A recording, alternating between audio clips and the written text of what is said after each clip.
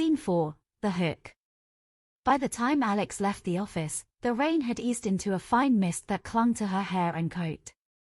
The sky was a dull, washed-out grey, the kind that made the street lights flicker on earlier than they should. She walked briskly, partly to stay warm and partly to outrun the strange unease that had followed her all afternoon. Her mind kept circling back to the release form. The vague wording. The line about withdrawal not being possible. The symbol she could not place. She told herself it was nothing. A marketing stunt. A bit of theatrical flair. But the thought refused to settle. She reached her flat, unlocked the door, and stepped inside. The familiar warmth of the hallway wrapped around her. Shoes neatly lined up. Coats on hooks. The faint scent of the lavender candle she had burned the night before. Everything was exactly as she had left it. She exhaled slowly, relieved. She dropped her bag on the sofa and changed into comfortable clothes. The kind she wore when she wanted to feel grounded. She made tea, curled up in her favorite chair, and opened her laptop. The PDF waited in her downloads folder like a sealed envelope. She hesitated. She had been thinking about it all day, but now that she was alone, the idea of reading her own fictional murder felt heavier. More intimate. More intrusive. She clicked it open. The title page appeared again. Every story ends where it was always meant to. She swallowed and scrolled. The chapter began with a description of a location. A narrow alley behind a row of shops. Damp brick walls. A flickering security light. A discarded takeaway container crushed underfoot. Alex frowned. She knew that alley. It was behind the supermarket near her flat. She had walked through it countless times, usually when she was in a hurry and wanted to cut through to the bus stop.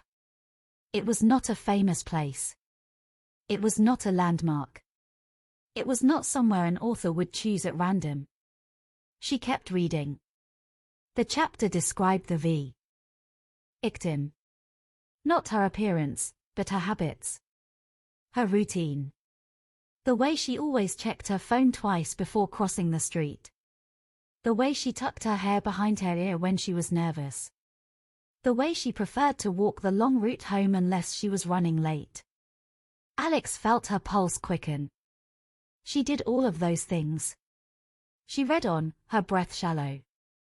The chapter described the victim carrying a canvas tote bag with a frayed handle. Alex looked at her own bag hanging on the back of the chair. The handle was frayed in the exact same place. Her throat tightened. Coincidence. It had to be coincidence. Authors researched people all the time. They observed strangers. They noticed details. It did not mean anything. She forced herself to keep reading. The chapter ended with a single line. She did not know she was being watched. Alex froze. Her heart thudded once, hard. She read the line again. She did not know she was being watched. Her skin prickled. She felt suddenly exposed, as if the walls of her flat had become transparent. She glanced toward the window. The curtains were open. She stood up quickly and pulled them shut. She sat back down, breathing slowly. It was just a line. A dramatic flourish. A common trope in thrillers. It did not mean anything. Her phone buzzed. She jumped. A new email notification appeared on the screen. Your experience is about to begin. Alex stared at the message. Her stomach dropped. She opened it with trembling fingers. Dear Alex, thank you for your enthusiasm and participation. Your draft chapter has now been accessed. This marks the beginning of your exclusive prize experience. Please ensure you have signed and returned your release form at your earliest convenience. There was no signature.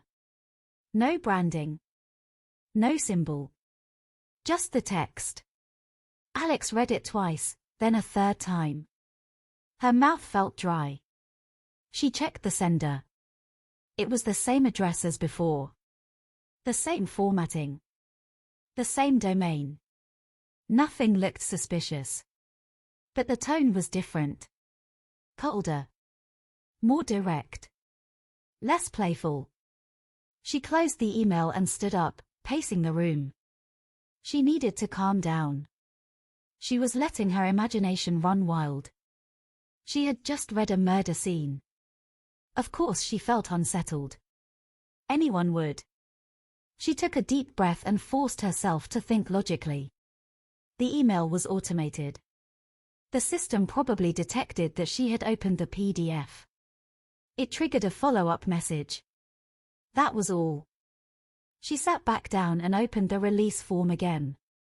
Her eyes drifted to the line she had been avoiding.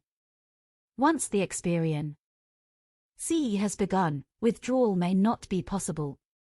She closed the document. Her phone buzzed again. Jamie. Did you read it? Tell me everything. Alex stared at the message. Her fingers hovered over the keyboard. She typed. It was weird. Too specific. I do not know how they got some of the details. She put her phone face down on the desk. He was not wrong. She opened the PDF again. The title page stared back at her. Every story ends where it was always meant to. She swallowed. The line was clever, atmospheric, exactly the kind of thing Thorne would write. But it felt different now. Heavier. As if it were directed at her specifically. She scrolled past it, stopping at the first paragraph. She read the opening sentence, then the next. The writing was sharp and vivid, but she forced herself to stop before she got pulled in. She wanted to read it properly later, when she could focus. She closed the file. Her inbox pinged. A new email. She clicked it automatically, expecting something mundane. It was from the Elias Thorne creative team. Her breath caught. Reminder. Please sign and return your release form at your earliest convenience. Attached was a PDF titled Victim Release Agreement. Alex frowned. She had not seen this earlier. She checked the timestamp. It had been sent while she was at lunch. She opened the document. It was a standard legal form, or at least it looked like one. She skimmed the text. I, the undersigned, consent to the use of my name, likeness, and personal details for the purpose of fictional representation in the novel The Final Victim. That part made sense. I acknowledge that the depiction may include scenes of violence, threat, or death. Also expected. But then her eyes caught on a line near the bottom. I understand that participation in this experience may involve elements of surprise, immersion, or narrative engagement beyond the written text. Alex frowned. That was vague. Too vague. She read it again. Elements of surprise. Immersion. Narrative engagement. What did that even mean? A marketing stunt. A promotional event. Maybe they planned to send props or clues or something theatrical. Authors did immersive campaigns all the time. Still, the wording felt strange. She scrolled further. I agree not to disclose any part of this experience until after the publication of the novel. That was normal for non-disclosure agreements. But the next line was not. I acknowledge that once the experience has begun, withdrawal may not be possible. Alex stared at the sentence. A cold ripple moved through her chest. She read it again. And again. Withdrawal may not be possible. She checked the header to make sure the document was legitimate. The branding matched. The email address matched.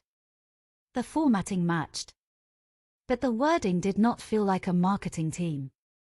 It felt like something else. Something older. Something more deliberate. She closed the document and rubbed her forehead. She was overthinking it. Jamie was right. It was a promotional stunt. They probably wanted to create a sense of mystery. A sense of immersion. It was all part of the experience. Still, she could not bring herself to sign it. Not yet. Her phone buzzed again. Another message from Jamie. Alex frowned. She did not post everything. She barely posted at all. A few photos of coffee. A sunset. A picture of her cat from 2 years ago. Nothing personal. Nothing that would reveal her habits or the alley behind the supermarket. She typed back. It was more specific than that. You are overthinking it. It is fiction. They make things up. That is literally their job. Alex closed her eyes. Maybe he was right. Maybe she was being ridiculous. She opened her laptop again, intending to reread the chapter with a calmer mind. Before she could click anything, another email arrived. This one had no subject line. She opened it. There was only one sentence. Thank you for signing the release form. Alex stared at the screen. Her hands began to shake. She had not signed anything. She had not even replied. She checked the attachment. The release form was there. But now it had a digital signature at the bottom. Her name. Her handwriting. Her signature. Alex felt the room tilt. She closed the laptop with a sharp snap and pressed her hands to her face. Something was wrong. Something was very wrong. And whatever this experience was, it had already begun.